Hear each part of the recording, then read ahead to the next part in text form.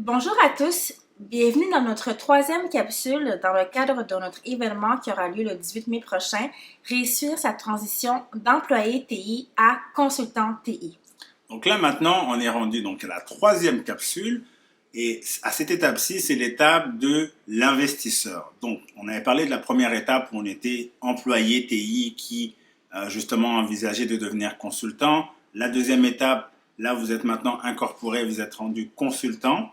Et là, la troisième étape, vous êtes rendu maintenant à l'étape de l'investisseur. Pourquoi l'investisseur? Parce que après quelques années, vous avez accumulé beaucoup d'argent. Et pour ceux qui ne sont pas encore sûrs, lorsqu'on a fait la première capsule, on a fait une comparaison entre le salaire d'un employé TI et celui d'un consultant.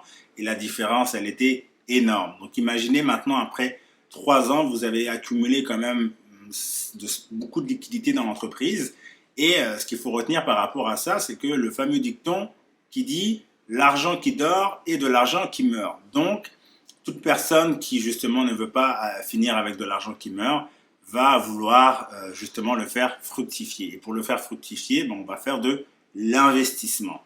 Et donc par rapport à ça, il faut mettre justement en place une structure pour bien faire les choses. Et Anema va vous parler de ce que moi j'appelle aujourd'hui l'arme fatale à l'étape de l'investisseur. Absolument. En fait, l'arme fatale de l'investisseur à laquelle est-ce que tu fais référence, c'est ce qu'on appelle la société de gestion ou la holding. Donc, en d'autres mots, c'est de venir ajouter une compagnie dans la structure et cette compagnie a pour but de justement vous permettre de fructifier vos revenus. Donc, on fait la distinction entre la compagnie opérante, votre compagnie de consultation, puis toutes vos liquidités excédentaires, on les envoie dans la compagnie de gestion qui est actionnaire de votre compagnie.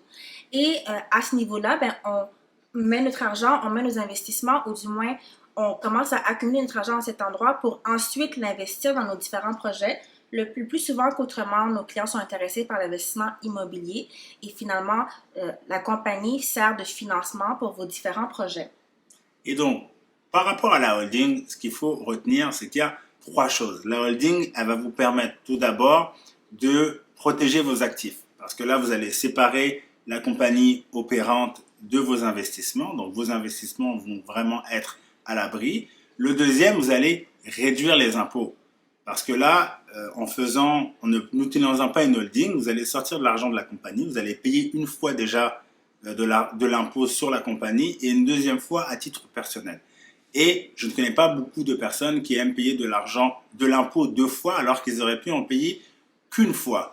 Et le troisième point, et non le moindre, c'est que vous allez accélérer justement l'atteinte de vos objectifs financiers parce que vous aurez payé moins d'impôts et donc en payant moins d'impôts, c'est plus d'argent que vous allez pouvoir mettre dans vos investissements et vous allez justement donc atteindre plus rapidement vos objectifs.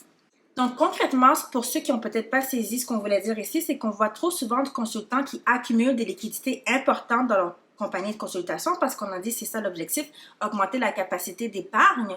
Mais l'objectif n'est pas ensuite d'investir à son nom. Donc, on se retrouve avec des gens qui vont sortir des sommes astronomiques pour faire des mises de fonds sur des projets immobiliers, mais c'est à ce moment qu'on vient payer cet impôt supplémentaire. Avec la compagnie de gestion, les transferts se font libres d'impôts. Donc, c'est ça l'objectif ici qui permet d'accélérer. Donc, pour conclure cette vidéo, vous allez en apprendre plus justement sur cette étape qui pour moi je trouve vraiment critique, donc l'étape de l'investissement lors de notre événement qui aura lieu le 18 mai à 19 h. Donc, comment réussir sa transition d'employé TI à consultant TI. On est déjà rendu à 350 inscriptions. Donc là, on a carrément dépassé notre record de l'année dernière où on a eu 300 inscriptions. Donc, on espère vous voir justement durant cet événement. Cet événement, il est autant pour des employés qui pensent à faire la transition vers la consultation que des consultants qui sont déjà incorporés et qui, comme on disait, sont déjà maintenant rendus à avoir accumulé des liquidités, qui pensent à faire des investissements. Donc, dans les 2 cas, l'événement qui aura lieu mercredi va justement vous apporter de l'information de grande valeur. Donc, encore une fois, on espère vous voir à cet événement et on vous dit à très bientôt.